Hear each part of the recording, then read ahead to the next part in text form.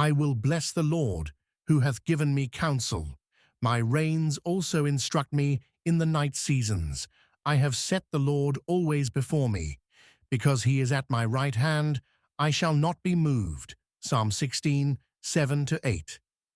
David shifts from describing God's provision to celebrating God's guidance and presence. These verses reveal how the believer experiences divine direction through both external counsel and internal conviction. The opening declaration, I will bless the Lord, establishes David's response to God's goodness. The word bless means to speak well of someone. David praises God rather than take credit for his own wisdom. This blessing flows from recognition that the Lord has given him counsel. The word counsel refers to advice, guidance, or instruction. God doesn't leave his people to navigate life's complexities alone. He provides direction through his word, his spirit, and his providence. Divine counsel differs from human advice. People offer opinions based on limited knowledge and personal bias. God's counsel flows from perfect wisdom and complete knowledge of past, present, and future. His guidance leads to blessing rather than regret. David continues, My reins also instruct me in the night seasons. The word reins refers to the kidneys, which ancient people considered the seat of emotion and conscience.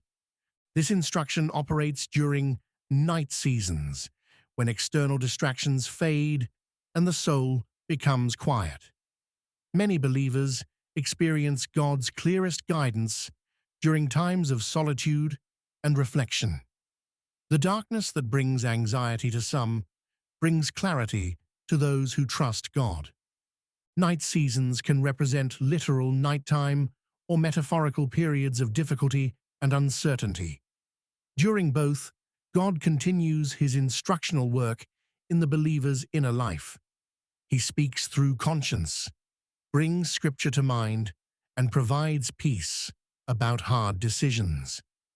Verse 8 presents David's response to this divine guidance. I have set the Lord always before me. The verb set shows deliberate, intentional action. David doesn't just remember God, he keeps the Lord in view. The word always emphasizes consistency. David maintains this practice during good times and bad, in public and private, through success and failure. This constant awareness of God's presence shapes every decision and response. This practice requires discipline and intention. The natural tendency pulls toward self-focus and forgetfulness of God. David fights this tendency by placing God at the center of his attention. The result brings remarkable stability. Because he is at my right hand, I shall not be moved. The right hand represents the position of strength and honor. In ancient courts, the king's most trusted advisor stood at his right hand. This divine presence produces unshakable confidence.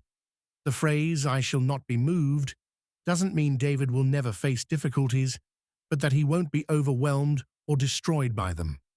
His foundation remains secure, regardless of circumstances. Jesus shows this same principle in John 8:29. And he that sent me is with me. The Father hath not left me alone, for I do always those things that please him. Christ maintained constant awareness of his Father's presence and guidance. Paul instructs believers to pray without ceasing, 1 Thessalonians 5:17, encouraging the same continuous God consciousness that David practiced. This doesn't require constant verbal prayer, but ongoing awareness of God's presence and availability. Modern believers can apply David's example by developing habits that keep God central in daily life. Regular scripture, reading, prayer, and meditation create space for divine counsel. Memorized verses provide guidance during unexpected challenges. The practice of setting God always before us transforms decision-making. Instead of relying on human wisdom or preference, believers learn to seek divine direction through prayer and scripture study.